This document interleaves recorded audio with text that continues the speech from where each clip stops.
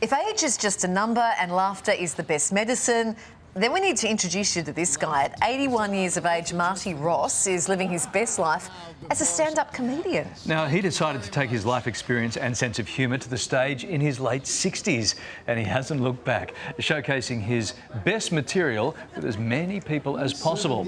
He's even laughed all the way to the America's Got Talent stage. When I get old, is that young people hate old people. Oh, is that right? No. Really? Did you ever drive behind an old person? Yes. Does this look familiar? Yes. That's great. Marty Ross joins us live from LA now. Hi, Marty. Welcome to the show. You were a salesman in the clothing industry, then you moved into stand-up comedy. What lured you to that stage? Well, first of all, I was in the clothing industry for 50 years, 50.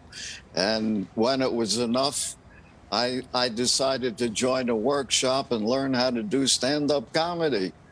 And now, 15 years later, I'm doing it. It's been a blast. Yeah, I reckon you would have seen some funny scenes in the clothing store. A lot of your material does come from your life experience, 81 years of it. So being divorced 3 times, that must serve as plenty of inspiration too? Yes, and I know you two are married, and I'm very jealous. From your very first set to where your routines are now, has the joke writing process become easier or more difficult? It's never changed that much. At the beginning, it was very hard, but now jokes come to me usually while I'm driving. Oh, that can't be dangerous. Not at all. And do you drive with your hat on or your hat off? It depends where I'm going. What was it like sharing your humour on the America's Got Talent stage, Marty? Oh, that was incredible. First of all, I'd never been performed in front of that many people live ever.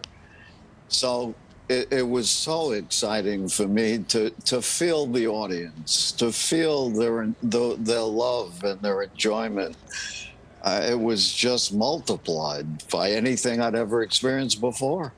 We all know the feeling of hearing Dad's old jokes or Grandpa's old jokes over and over again. What does your family think of your career as a comedian?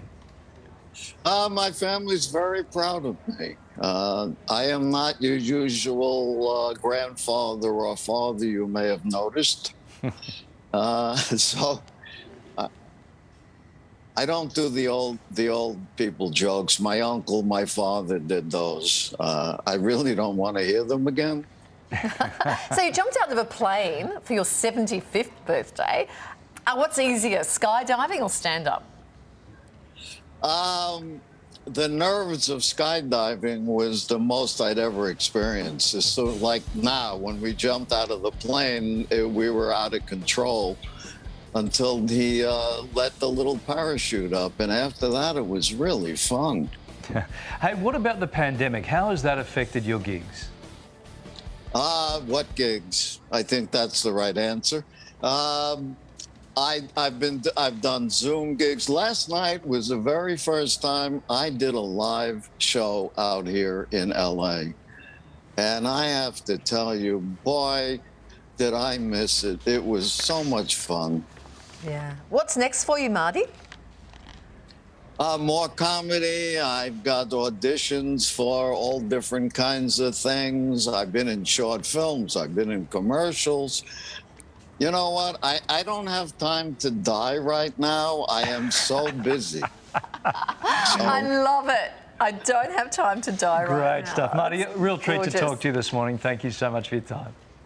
Thank you, and I can't wait to visit Australia. We'd love to see you in here. Thanks, Marty. Thanks, Marty. Thank you. Just quickly, what would you rather do, stand-up comedy or skydive? I'd like to try both at the same time, Charles, if that's all right with you. I would rather skydive than do stand-up comedy. I couldn't do it. Coming up, forget